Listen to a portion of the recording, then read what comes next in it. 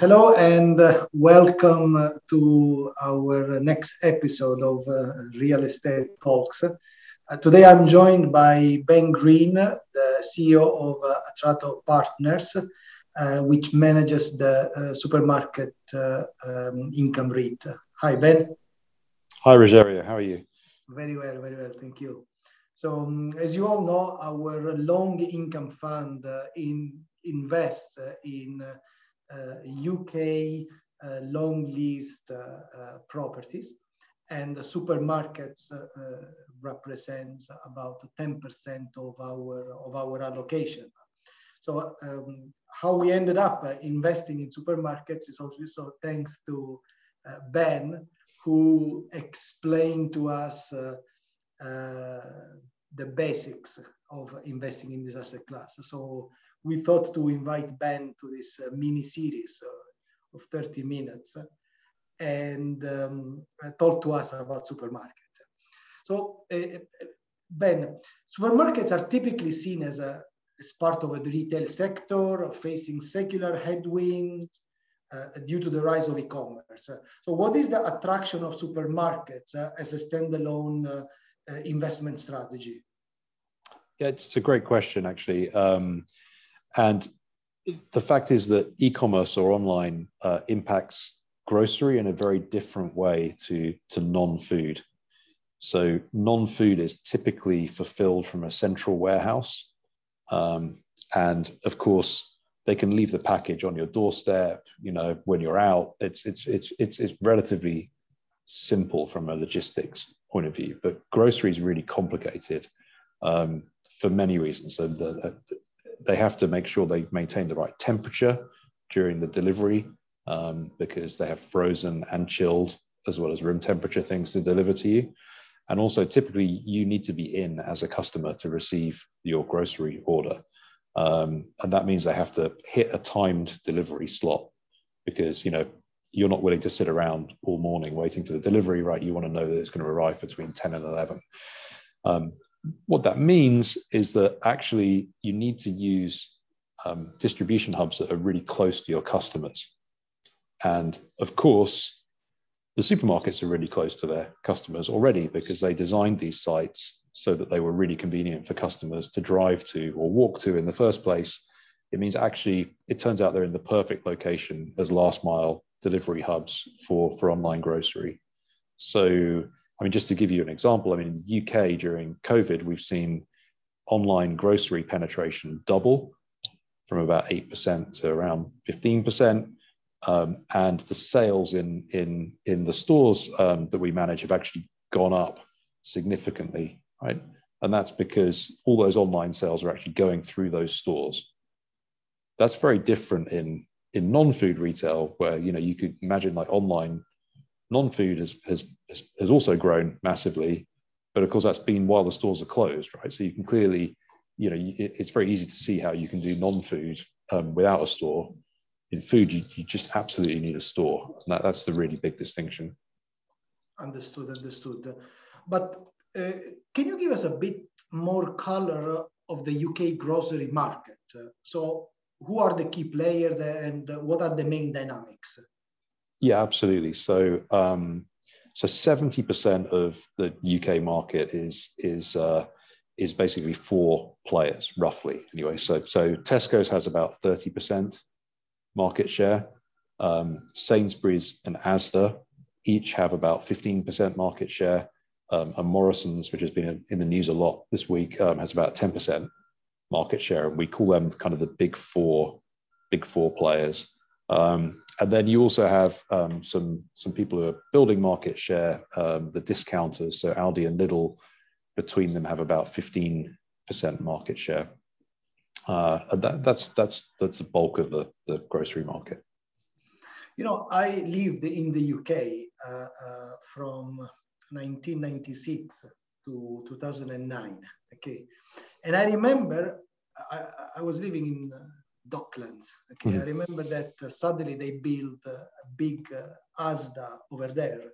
Yeah, and I know there that was something it was referred to as the space race.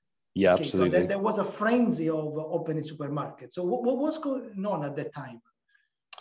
Yeah, so there was a kind of a land grab by the big grocers to find the best sites and to build out. Um, and it was a period where grocery was consolidating into these bigger stores. So they build a store, and literally the trade would come to them. And so uh, actually, what a lot of the time what you find when you look at grocery stores actually is that they bought the best site in town, right? Or actually, if you look at a typical regional town in the UK, you have the town in the middle, you have a road that runs around it, and then what you'll find is on one of the junctions to that ring road, there's a Tesco's on one side, and then on the other side it's a Sainsbury's, right? And those are the kind of the best sites in town. Now, the space race was great, right? While there was still room to expand, grocery market share. And what they were doing was basically taking share from all the independent operators to grow into this position. This corner shop that then disappeared. Yeah, exactly. And small independent chains of supermarkets, and they all got kind of swallowed up. And what you find with all these kinds of things, it's like a super tanker, right? They had this strategy, and everybody at the organizations was behind it, and it just went on for too long at the end. So they kind of overran the finishing line, right, on the race for space. And so what we found when we got to kind of 2015 was actually that, they built a few supermarkets that they didn't need. And that actually created a really good investment opportunity for you and for us, right? Which is that there was a perception that there was too much space then in supermarkets in the UK. Now, in reality, most of their excess space got closed down pretty quickly in 2015, 2016. And what we're seeing now, interestingly, is that actually they are selectively building new sites as infills. So I think that's a really good kind of macro for grocery. So grocery sales in the UK tend to grow in line with population, and the big four operators have built very little new space since 2015. So that's 6 years of not really adding any space, and that's just beginning to get to the point now where they need to add new space, which is a really good sign. Yeah, a couple of months ago, one of the headlines crossed my screens that Sainsbury was just openly advertising for any landlord with a space for, particularly they were looking for, I guess, convenience yes, yeah, format. So signaling that they are expanding. Definitely. But when has that left us with the big format, the superstore, the supermarket? I mean, is that still an important format, or there is a rethinking of the size of the format? Yeah, so the interesting thing is that a lot of these bigger stores were originally built because they were designed to sell non-food and food. Mm-hmm. And of course, a lot of the non-food has gone online. And so, there in some of these bigger stores, there is excess space, or there was excess space. Now, interestingly, online has kind of provided a solution to that for grocery in the form of grocery. So they actually need more space now within these stores than they used to do the online grocery. So some of that is that they need more space to pick in the aisles. So they move the grocery aisles further apart and dedicate more of the store to grocery. And they also need more space out back as well. And of course, these big stores are in fantastic locations for online grocery because they're on a big piece of land. So there's lots of space to move the trucks around, lots of space to park the trucks. And they also have great transportation connections. So they're usually right on an arterial road. So they give you you have great population within a sort of 30-minute drive time of the store, which is exactly what you want for online. So we went through a period where there was a perception that there was too much space overall. That was kind of solved by them closing some stores, and that's kind of happened. And then we went through a period where there was a perception that some of these stores were too big. Mm-hmm. And again, actually, maybe that perception still exists, but actually the reality is that they need those stores for the online grocery. An online grocery has doubled over the last year in the UK, and the stores have been the solution. Yeah, I was tracking some of the real-time data on food delivery, and on those counts, these numbers are printing 50% growth actually. But these are like not official numbers, just picking numbers from Google's. But what about the discounters? Okay, at some point, obviously, they posed a big threat to the large supermarkets. Are they still a threat? Are they offering an opportunities for supermarket investors? Yeah, so again, that period up to kind of 2015, I think, was a period where the big four operators have got a bit lazy in their thinking, right? And I think they were caught out a little bit by the discounters. So the discounters are in the UK with predominantly Aldi and Lidl. And Aldi and Lidl are very good at providing a kind of a fairly basic, low-cost offer to consumers. That has proven to be quite attractive to UK consumers. And that between them, Aldi and Lidl have about a 15% market share. Now, what's interesting is actually historically, the UK has had about 20% market share for discounters. So actually, we're not kind of at peak discounter. That was actually more like the late 80s when we had the most discounters in the UK. But what's happened is actually we have much more cost-focused management teams come into the big four since 2015. They really focused on driving costs out of the business. They've really focused on value for customers. And the value proposition now of the big four is pretty close to the discounters. And I think what we're seeing coming through in the numbers is that the discounters are really struggling to grow, like for like sales. They're growing space a bit, but we think maybe they top out at about 20% market share, and that's absolutely fine for everyone. It's kind of a valid channel, and as you say, it provides another interesting investment opportunity because they're opening lots of stores. They tend to be slightly smaller stores, but they usually come with a kind of a 15-year inflation-linked lease on them, which is a super attractive income stream for investors like us and you. Understood. But what about on the opposite end, the pure online players like the Amazon, the Ocado? I mean, Amazon is not 100% pure online, but do they pose a threat to the big four, to the discounters? Yeah, we don't think so, really. So I mean, so Ocado gets an awful lot of press in the UK because it's kind of exciting and it's tech. But actually, Ocado only has about 1.5% market share in the UK.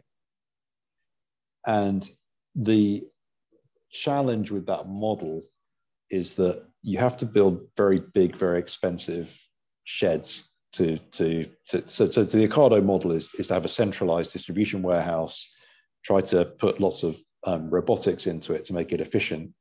And their picking solution is really good, right? So they're really good at putting the orders together. Even the grocery, I mean, the robot can select the apples and the tomatoes.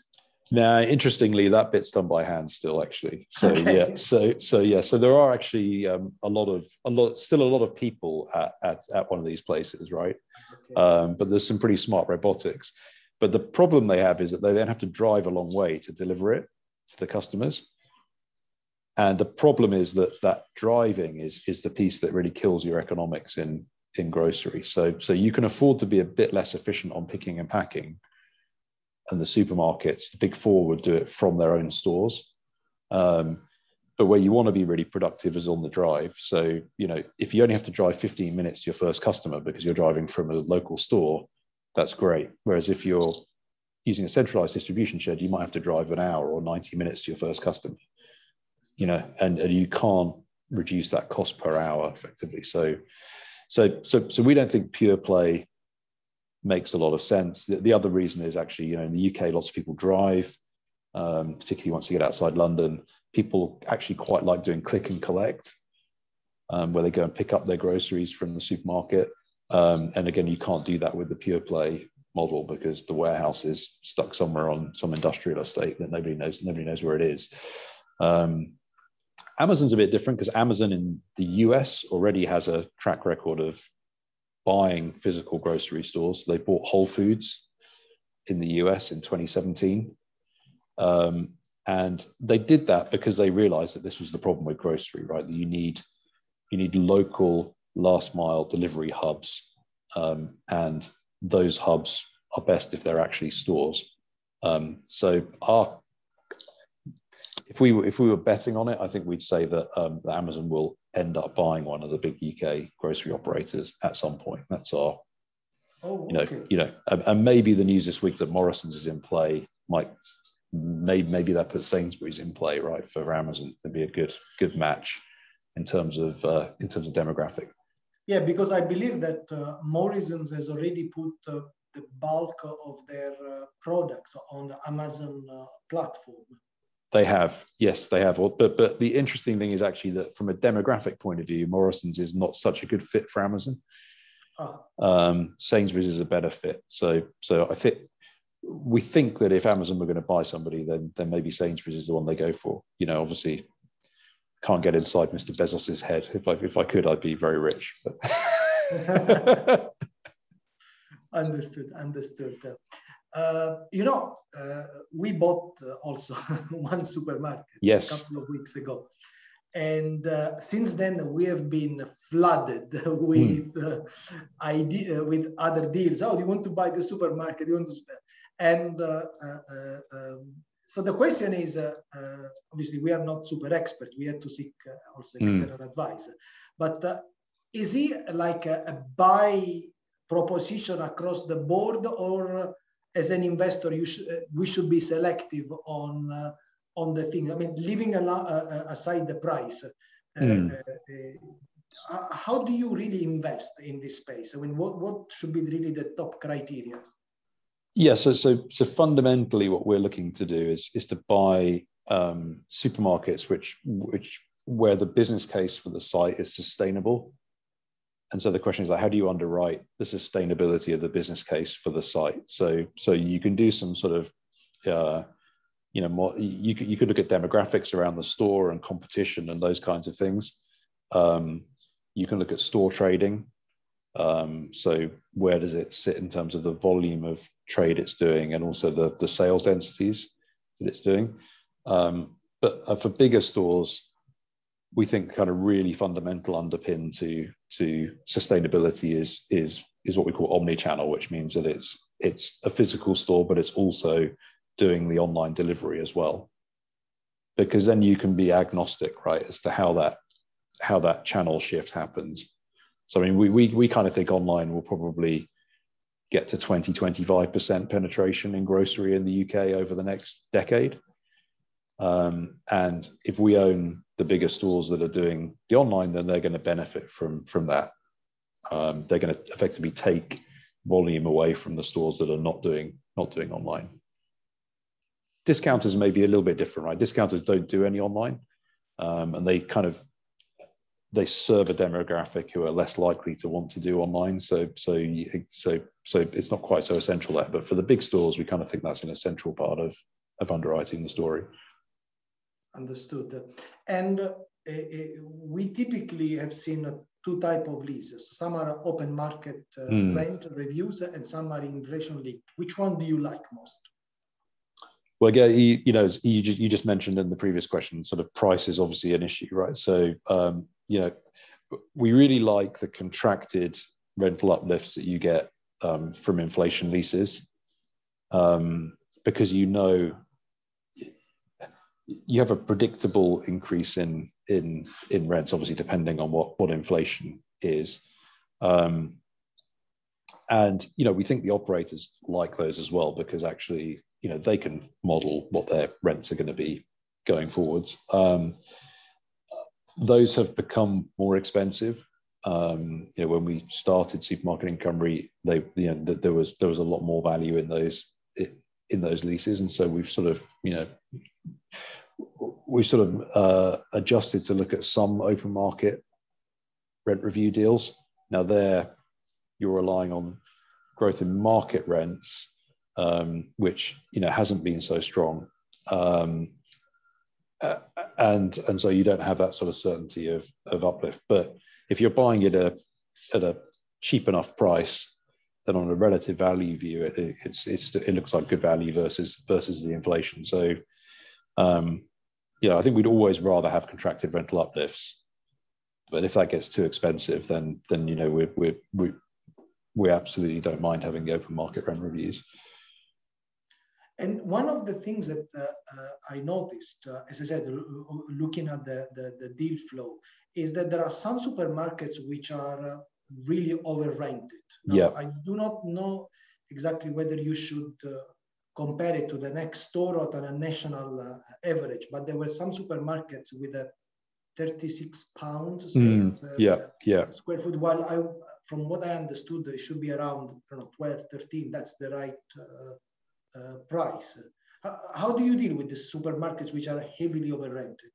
Yes, so I mean, I think the average sort of market rent in the UK would be kind of probably low 20s actually for good stores.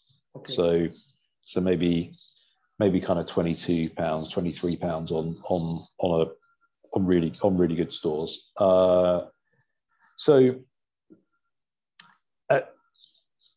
We think the right rent on the store should be based on trading again, and that should be kind of around about 4% of turnover is kind of the right rent. Now, if you're buying a store that's over rented versus that, then you have to think about what happens at the end of the lease, and basically you just have to get out Excel, right? And what's kind of quite nice in this space is that the real estate, the pure play real estate sort of community is not kind of as financially minded as you are and we are. So what you have to do is model. I have my rent's going to drop at the end. How much is it going to drop? Run some scenarios and make sure that fits your returns that you're underwriting. And we think we have a big advantage in that space for shorter leased assets. I mean, obviously, if you buy something with a 20-year lease, it's much less relevant because most of the value is in the cash flow that you've got contracted. If you buy something with a 5-year lease, it's a pretty immediate issue, right? So we think we have a big advantage in underwriting those ones with shorter leases because we have so much specialist knowledge within our business around how the operators look at these leases, how the store fits into their strategy, and kind of like what the rent ought to be. We can underwrite those regears and buy assets at prices that hit our returns. But the rent, if you buy something at £36 per square foot with 5 years to go, the rent is going to come down at the end. So you just have to model it. You just have to figure out what that means for your purchase price. So is there a strategy of investing in shorter lease properties with the view of re-gearing those? Yes, yeah, absolutely. And I mean, I think that's the advantage of having a big portfolio with diversification. I think if you like the store you bought is on a very long lease, so that's definitely, if you're buying one store, you have to buy one on a long lease. I think if you've got 50 stores, then you can have a blend of maturities, and you never want to be in a position where you have to go and ask for the lease extension from the operator. The better position to be in is for them to have to come and ask us for the lease extension.